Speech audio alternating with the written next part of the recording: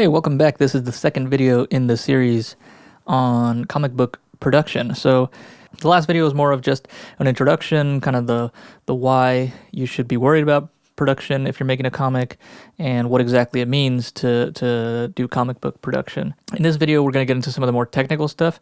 I'm still not going to be doing any actual comic book production, so I'm going to do what I did last time, which is just open up an Illustrator file and just kind of type out and draw what I'm talking about to make it a little more clear. In later videos, we'll actually be using the different softwares to, work on actual comic book pages.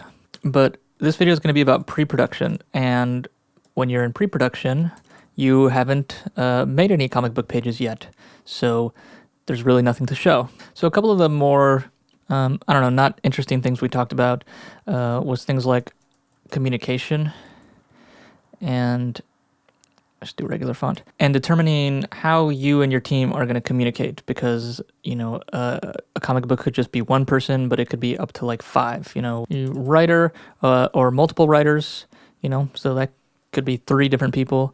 It could be somebody doing pencils, inks, colors, letters. You can have an editor, you can have somebody doing the production and the layouts and stuff like that. So there could be a team of 8, 9 people, and all these people need to be able to communicate, not just with you as the creator of the comic, but even with each other. I've seen a colorist asking the inker, like, hey, is this supposed to be part of the sky? Is this the background, or is this like part of his shirt or something like that? And communicating with each other to help clarify what's going where. So, of course, most of the time when people are working on comics, they're just like sending stuff through email.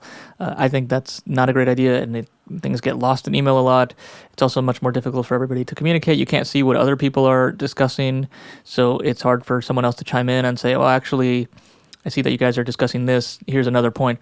So what I've seen a lot of people start using now are either Slack or Discord. I believe Discord started for like video game chatting, but it's gone way beyond that now, and Slack is used in a lot of like offices and workspaces, but they're great for everybody being able to communicate. You can have specific channels, just for your inks, for your colors, for your letters, and then you can have a more general chat that everybody is in. People can share files with each other, send references to each other, that sort of thing. There are probably other ones besides these 2 softwares out there, but I think the idea is making sure everybody's kind of on the same platform so they can easily communicate back and forth. I know that both of these have phone apps, so you can be, looking at stuff from your phone, looking at images, giving feedback, giving notes, that sort of thing. In my experience, every project I've worked on that uses one of these 2, the whole process is just a lot smoother than the ones that use email. So we also talked about uploads and where things are going to be uploaded to. Again, you could just be sending stuff back and forth through email, although even if the files are really big, some people will use like a transfer website, like a WeTransfer or something like that, to transfer big files, but then you just have a bunch of different links and the files are all over the place. If somebody revises one of the pages, if the colorist does a few different versions, everything can kind of mixed up. So the 2 big ones that I see people using are Dropbox and Google Drive. And then inside of there, they make subfolders for all these different categories, and it just becomes much easier for people to upload their files. If the colorist needs to grab the inks, there's an inks folder. You don't have to worry about sending them the ink files. I know that both of these come with a certain amount of free data. If you need more, you can pay for it. There might be other options that are free, but I would definitely use something similar to these 2, because managing all ththese files, that's another thing, just file management. There's a lot of files when it comes to comic books. If you have a, 22-page comic, plus, the front and back cover, plus the inside, front and inside back, that's 26 pages. So that's 26 pencils, 26 inked pages, 26 colored pages, and then 26 lettered pages. So that comes out to 104 pages. So that's 104 different files just for one issue of one comic. And then if you have multiple issues, it gets even higher. So you can see how it could very easily get confusing which files are which. I would also try to agree on a file name system. If you have your comic name, you can call it whatever the name is, the issue number, and then the page number, and then what stage it's in. So it could be like _pencils. Then if you look at that file, you know exactly what the page is before you even open it. Sometimes I see with 3 digits, which, if you're making a series that's going to be 100 issues and it's 100 pages long, then good on you, but 2 digits is probably enough. I absolutely do not understand, but sometimes I will be lettering a comic, and I'll get files that are just called like page 06.jpg, and then page 7 is called like page 7 issue 2 dot TIFF or something like that. Ignoring the fact that one is a TIFF and one is a JPEG, why are they named differently? They came from the same person, but it happens all the time. So if you can make everybody on your team use the same file naming scheme, it will definitely help out. The last thing I did mention in the last video were references. That's not how you spell that. This is just like, images or screenshots or things to give to your team so they know what styles you're going for, what characters should look like, the mood, stuff like that. And this goes hand in hand with the upload thing. Most people who use Dropbox or Google Drive, they usually have a folder called references or like character references or location references. If a scene takes place in a doctor's office, what should the doctor's office look like? If a character is using, I don't know, some kind of gun, what does the gun look like? That sort of thing. So let's talk about the actual specs of the comic, the specification. Like I said in the last video, you should have these decided before you even start the comic. Now, a lot of this will have to do with who is printing your comic, so who is the printer. So we'll get to that in a second. A lot of it also has to do with what the final product is. If this is just going to be, a web comic, then, maybe you can make it whatever shape you want. I've seen some comics that are square like this, and I've seen some that are in landscape mode, so they're like the normal size of a comic but horizontal instead of vertical. And because we live in the internet age and the computer age, you can make comics whatever shape you want. You can make it a circle if you want. So obviously that's gonna change things. Another thing that would change things is if your comic is going to be digital, like it's never going to be printed, or if it's actually going to be physical, like if you're going to have it printed into physical copies made with paper that you can hold. That will change a few things. Like physical copies have to be cut, so you have something called like a bleed, which means your art needs to extend past the cut because like if your comic book is this big, they might not cut it exactly in the same place every time. So you have to have a little bit of art on either side of the cut just to make sure that if the cut is a little bit off, it doesn't, you don't have a white strip on the edges. If you're doing something digital, it doesn't matter. The art can go all the way to the edge because the reader is going to be receiving the entire image file. On a physical comic, the reader is not getting the entire image. They're only getting the part inside the cut line. And we'll talk about that in a later video about how to prepare your files with bleeds and everything. It'll also make a difference in the color space. Your printer will probably tell you what color space it should be in, but also if it's digital, it almost always will be RGB, and physical, it'll almost always be CMYK. So knowing what the final product is going to be and where it's printed, etc., definitely helps. But if you don't know where you're going to print it, or maybe you're planning on being digital, but you might print copies, I'll go over at the end like what is like the safest bet to cover all your bases. So there are 4 big aspects to the specifications. So first one we're going to talk about is file type. So I'm sure you've heard of like JPEG and probably PNG, and you have probably seen files called TIFF files. Now, if you don't know what a TIFF file is, there's a Wikipedia page for it. It stands for Tagged Image File Format, and a lot of times I see it as just .tif files, so you'll see people just refer to it as a TIF file. They don't add the last F for whatever reason. And just to be clear, there's no difference between TIFF and a TIF. So why should you be using one of these TIFF files and not one of these? TIFF files are uncompressed. That means that there is no part of the file that is being removed in order to make the file size smaller. So the quality of the image is absolutely pure. So if I were to like export this image right here, exactly what the software sees is exactly what would be exported to the file. If you make a JPEG, there are certain pixels that'll be removed or changed in order to make the file size smaller. So of course you want the best image quality possible. There are other uncompressed image formats, but for comic books, I almost exclusively see TIFF. I see a lot of comic book pages in JPEG. It's usually a bad sign. And I think technically it's called a lossless file type versus a lossy file type. But with design software, I almost always just see the word compression being used. So that's just what I'll call it. So kind of on that note, there is something called LZW compression for TIFF files. And I know I just said that TIFFs are uncompressed, so how come there's a compression? I don't even know how this works. This is some kind of weird technical magic, but essentially you are able to make your TIFF files smaller but not actually reduce the quality of the image. I don't know, somehow they mess with the file to make the actual file size smaller, sometimes even like half the size, but it doesn't actually make the image quality lower. So if you ever see that option, you should just check it. Why not? Smaller file sizes is always better, which actually takes me to one of the cons of TIFFs. Obviously, we just talked about the pros, so what's the downside? The downside is that the files are very, very large. So like a JPEG comic book page might be as small as like 1 megabyte, whereas a TIFF tends to be like 20 megabytes or more. So it's drastically bigger, which means it takes up way more space. So if you're using like one of these services up here, like Dropbox or Google Drive, they have file size limits. So, because again, you're going to have 104 of these files. So 104 times 20 would be like 2,000 megabytes, so like 2 gigs. The file sizes can easily add up, but that should not be enough to deter you from using TIFF files. I mean, comic books are a visual medium. If you don't want the quality of the visual medium to be as good as possible, then I don't know why you're making comic books. So that's file types. You should pretty much definitely be using TIFF files. I think there's ways to get like uncompressed JPEG files, but then, if somebody's using JPEGs, you don't know if it's been compressed or not.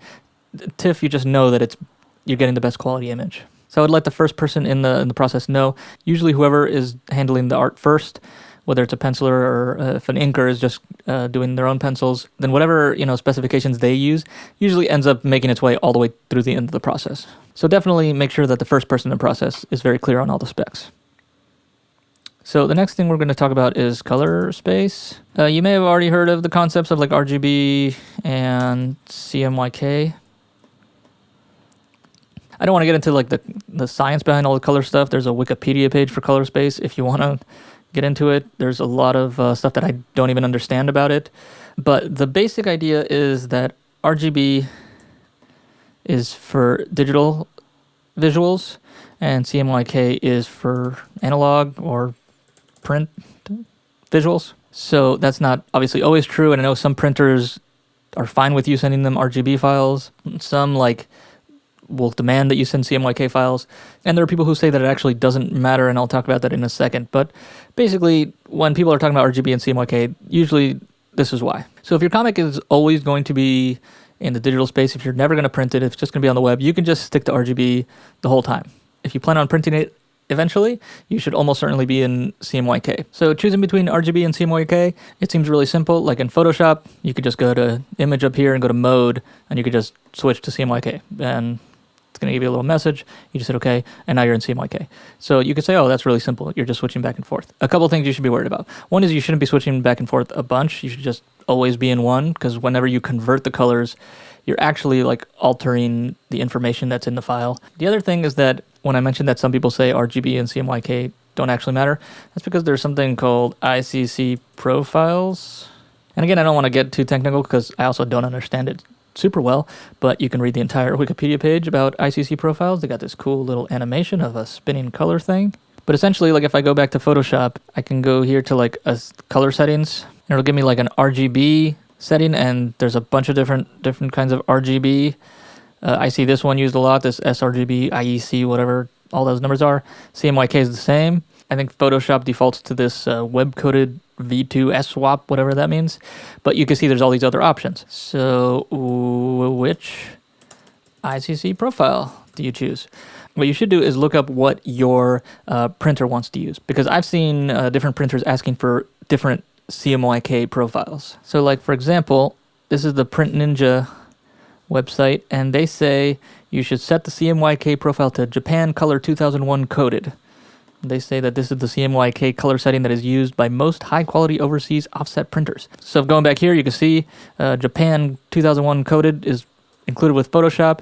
I printed some business cards recently, and I think they asked me for like this coded Fogra, I don't know. But usually they list one of the ones that are included with Photoshop. I did mention in the last video that I will talk about how to do all the comic book production with free software that's all open source. And if that's the case, then you do have to download some of these profiles. And in that video, I'll show you how to get these ICC profiles if you don't have any of the Adobe software. So what if you don't know, or what happens if you get one wrong? I mean, I think as long as you're in like CMYK, if you're printing, your artist can be in any one of those CMYK profiles, and it'll probably look very close to all of the other CMYK profiles. The main way I can tell that something is in RGB versus in CMYK is the blacks. The blacks on RGB appear really dark on a screen, versus in CMYK they actually appear more like a really dark gray. And the reason for that, I don't want to get too technical, but essentially RGB uses light to display an image, like a screen uses light. You can't look at the screen if there's not light behind it. Or versus CMYK uses ink. So like if you combine all the red, green, and blue colors together, you'll get white. But in CMYK, if you combine all of these colors, you'll get black. Here, let me see if I can prove it to you. So if I go here and I add, this is an RGB, and if I just add them all together, you'll see it turns white. And let me copy that over and let me convert it to CMYK. And you'll see everything's at 0. So if I put everything up, it'll turn black. And so RGB is red, green, blue, and CMYK is cyan, magenta, yellow, and K means black. I think it originally means key. So that's the color space stuff. If you don't know what ICC profile and you're sticking in the digital world, just stay in any RGB profile. If you plan on going into print, I would just stick to any CMYK profile. You'll probably end up with this US web-coded SWAP v2, because I'm pretty sure that's the one that Photoshop defaults to, and so many people are using Photoshop. So, okay, moving on. The next thing is DPI. It's sometimes referred to as PPI. DPI means dots per inch, and PPI means pixels per inch, but they're essentially the same thing. So essentially, if you have like a square inch, how many pixels are there within that inch? If you have like 100 DPI, that means within that 1 inch there are 100 pixels. If you have 300 DPI, there would be 300 pixels. Here, let me expand this a little more. So that might seem pretty easy to understand. If there's more actual pixels per every inch, then that means there's more detail, right? If there was only 3 DPI, that would mean there'd be 3 pixels across this whole thing. So something like that, right? So it would just look like, 9 big squares in here, which would be very bad for, drawing something that looks good. So then the obvious question is what DPI setting you should choose. I don't like giving, absolute answers, but I feel pretty confident saying 300 DPI. Pretty much every printer I've ever seen asks for files in 300 DPI. And if you're only doing stuff in digitally, you could probably get away with a little bit smaller, but it really doesn't hurt just to be in 300. I've received some files for people that were in 450 DPI. I'm not sure why they chose that. I never asked. It might even be an accident, and I can kind of discuss that in the next section about how DPI can kind of become irrelevant and it can change depending on a few things. You could do more research if you wanted to why printers seem to ask for 300. But long story short, if you stick to 300, nobody will ever be mad at you. If you deliver a file that's in 72 DPI, which is normal for screens, people will probably think you don't know what you're doing. And yes, I see a lot of files being delivered at 72 DPI because a lot of softwares default to 72 DPI because that was the resolution people used for screens. I think screens had a maximum DPI of 72 at some point. So the last thing is resolution or dimensions, which you could essentially just call the size, which is like if this is your page, what is your height and what is your width, right? So again, this would be determined a lot by the printer you're using. So going back to the Kablam template, they want a page size, like the full document before it's cut and everything, to be 7 inches by 10.5 inches. They don't even write inches in here, but I'm assuming that's what the 7 by 10.5 is. So if the file that they want delivered is 7 by 10.5 inches, well, first of all, we're not going to use that size. We're going to use a bigger size. But first thing we should do is convert it to pixels. Why? Because pixels are more exact. Maybe people are in other countries and they're not used to working in inches. They work in centimeters or whatever. But so there's an easy way to convert that to pixels. If you remember here, the DPI was how many dots per inch, and here we're working in inches. You would just do 7 inches times 300. So here I'm bringing up my calculator. 7 times 300 equals 2100. And 10.5 inches times 300 is 3150. So this is the size that your artwork should be in form of pixels. Now, really quick, I just kind of want to show why the DPI doesn't matter, and I kind of mentioned that before. So for example, if I was at 100 DPI, your artwork would be 2100 pixels divided by 100 would be 21, right? No, yes, 21 inches by 31.5 inches, So that is a much bigger physical size in inches than the 7 by 10.5. But it's only 100 dots per every inch, so it's less dense with pixels. So what would happen is, if you wanted to shrink it down to this size, you can kind of imagine it like, as you're shrinking it down, the pixels are becoming more dense, if that makes sense, because you're not actually getting rid of pixels. You're just shrinking the size of the page. And just to do it backwards, if this was like 1,000 dpi, then your page would be, 2.1 inches by 3.15. It would be like this big, but it would be extremely dense with pixels. And then so you could expand it out, right? And you're not adding new pixels. You're essentially just spreading the pixels out, and you essentially would get to the same 300 dpi. So you could argue that these two files, one of them is 21 inches wide and the other one is 2.1 inches wide, so just physically much smaller, are actually the same exact quality because of the DPI. So yeah, you can get lost in all this stuff and research it more if you want, but to keep it simple, just set your artwork to 300 DPI and then multiply it by your inches and then get the size that you want. Now, I did mention that this actually isn't going to be the size that you're going to be working in. This is going to be the size that you're going to be delivering in. And now, why is that? So I don't think I can make this any bigger down here. I cannot. So I will just go to the right. So the comic book you're delivering is going to be about this size, but most of the time the artwork is a little bit bigger, maybe something closer like this size. Now the question is, why do that? I mean, you don't have to. You could just be working in the final size the whole time. For a long time, artists who are working by hand would work on a bigger paper size, and they still do. A lot of artists still work by hand, usually 11 by 17 inch paper. It's good if just for having the best quality image. It's good for archiving if you want to make prints, if you want to make commissions and things.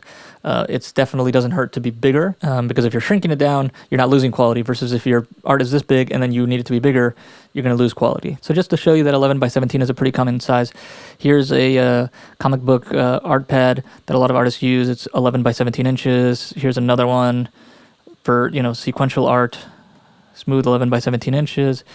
Is another one that a lot of people use, Blue Line books, also 11 by 17.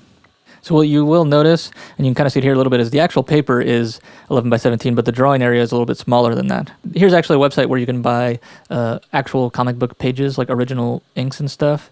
And just to show you the different sizes, I'm going to open up a few comics. There's a My Little Pony comic. Here's one called Iron Maiden Legacy of the Beast.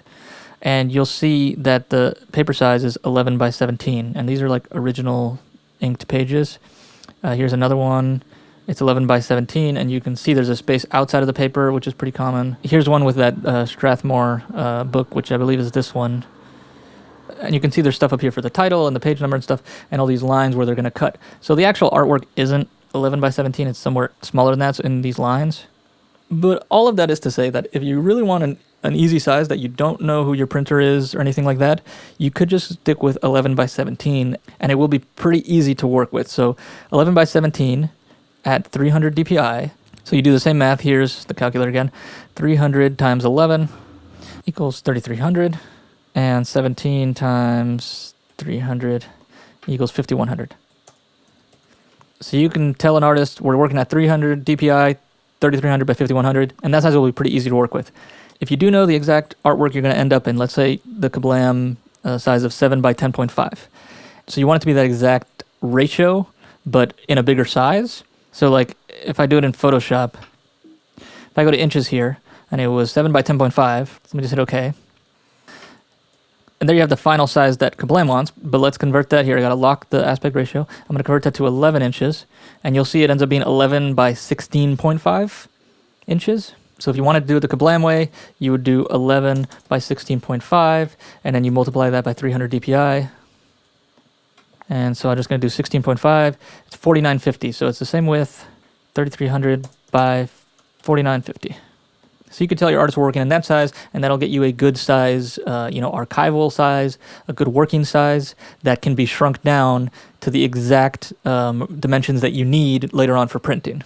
But I'll show you in a later video, like if your artwork is an 11 by 17 and you don't know who your printer is going to be, and then you go to your printer and they say, actually, we wanted, this ratio, which comes out to 11 by 16.5. That means your artwork is a little too tall, and you're going to have to cut off, a little bit of the top and the bottom. And I'll show how to do that with different softwares in a later video. And it does happen where the penciler made their files a certain size, and made it all the way to the end, and then I'm putting the comic book together, and they say we want to use this printer, and I say, well, the printer wants this size, and your comic is in a different ratio than what the printer wants. So I have to go in and either crop these edges or resize it in a certain way, and I will talk about that in another video, how to actually do that. So if you do know from the beginning who you're going to be printing with, it will make it a lot easier. Then you don't have to modify the pages at all. You could just go straight to making your PDF or your CBR file. So that's it. That is all of the specifications you need to know for pre-production before you send anything to an artist. Let them know. Say we're working in TIFF files. Want it to be in CMYK. Maybe a specific ICC profile. All the art should be 300 DPI, and the size should be 3300 by 5100. And these things are actually very easy to check, even if you're not very technical. So here are a few pages from a comic book I was working on. It's called A Place in the West. It's a comic book based in the world of Half-Life, so if you like Half-Life, you should definitely check it out. If you go up here to the inspector, this is just the preview software that comes with every Mac. You can see here the image size. They're the pixels. Here's the DPI. Here's the color mode, which is RGB, and the actual profile. And as I go through the pages, you will see that the only thing changing is the size of the file and the name of the file, but the actual specifications stay exactly the same, which is great. So it is really easy to double check, even if you don't know any of this stuff or how to do it, double checking that everything is being delivered in the right way. All right, that's what you need for pre-production on a comic book. I will see you in the next video.